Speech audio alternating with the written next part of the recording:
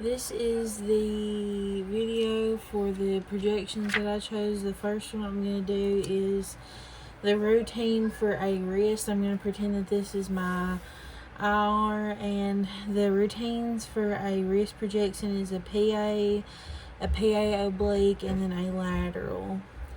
Your SID is going to be 40 inches. You can use an 8x10. Obviously, this is an 8x10, but we're going to pretend that. You want to do portrait mode, and your KV range for a wrist projection is going to be 60 plus or minus 5. You want to make sure you shield on the lap of your patient when you do their projections. You want them seated at the end of the table with their forearm extended. You make sure they drop the shoulder, or you can either build it up or drop it, either one. You want to place the wrist in the center of the IR. So I'm going to pretend this is the center of my arm. I'm going to center my wrist there. And what you're going to do, make sure it's aligned in the center, and your central ray is going to be perpendicular to the IR, and it's directed at the mid-carpal area. So I'm going to say right through here is our mid-carpal area. So we're going to center it there. And then to do your PA, you want to lay it. You see, if you do it like this, you can't really see it on here. If I move it back, you have OID because you have this little arch in your wrist. So when you do a PA wrist, you want to go like this because it decreases that OID in the arch. So you're going to go like this and center to your mid-carpal areas. You want to make sure that you get a little bit of the radius and the ulna in there. Make sure you collimate. And then when you take your shot, you want to make sure too that your epicondyles are in line. And then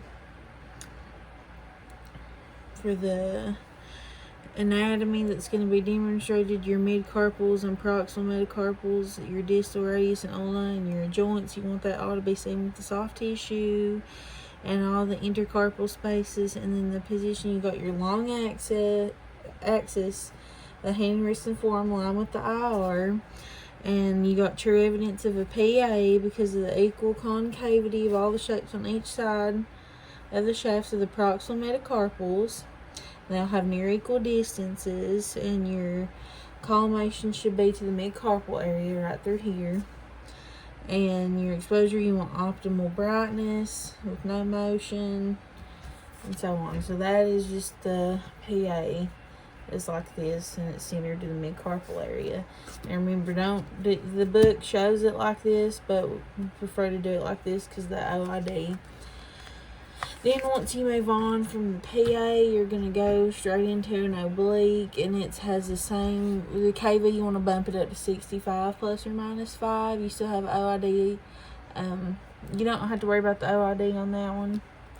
You're just going to oblique it. You can go from here. You can leave it like that and oblique it, but it's kind of easier, I think, to go that way. And what you're looking for on these, you're looking for your fractures of your styloid processes or of the individual carpal bones, and you're looking for things like arthritis and osteomyelitis on both of these projections, the PA and the PA oblique. You're still at 40 SID. You want to use the smallest 8x10 or the smallest IR, but we're going to pretend this is my 8x10. You went from PA and oblique. Still centering at the mid-carpal. You just want that 45-degree oblique. You put your thumb at the side. Without the support, you can do it just like this. Or with the support, it might look more like this because you have that support right through here. You can be up on it like this. Without the support, you just want to oblique it like that. It's an oblique. Still directed to the mid-carpal area. You just want to make sure that it's a 45-degree oblique position. You can partially flex the fingers, or you can have some where they just lay them on top of the tip of the IR and they center at the mid-carpal area. So it's centered like right through, right up here through your mid-carpal area. You just kind of oblique it. You want to make sure you have the carpal, all the carpals, and that the mid-metacarpal area is visible, your distal radius and ulna, and the trapezium and the scaphoid should be well visualized with only slight superimposition of other carpals in the medial aspects. In your position, you make sure you're still in line. You want your true 45-degree oblique. Make sure the ulnar head is partially superimposed by the distal radius. And you still want to be centered at that mid-carpal area. And for your exposure, you still want optimal brightness and no motion. And make sure you got the soft tissue and bony trabecular markers. Then you're going to go into the lateral. So we've done PA, oblique, and maybe into lateral. This is the lateral for hand. I know my tripod isn't getting it well, but you're like this. 45 degrees. In the lateral medial, the lateral, you're looking for dislocations, fractures, when you're looking for a Barton or Colles or Smith fractures, and still you're looking for osteoarthritis that is it's primarily in the trapezium or the first CMC joint. So you're still using 40 SID, 8x10 IR. Your digital system for your KV range, you want to go 65 plus or minus 5. You still want to make sure you're shielding, that you're collimating good. To do true lateral, you're going to be like this. And make sure that the wrist is in the center of the IR. And for true lateral position, you want the fingers comfortably extended like this.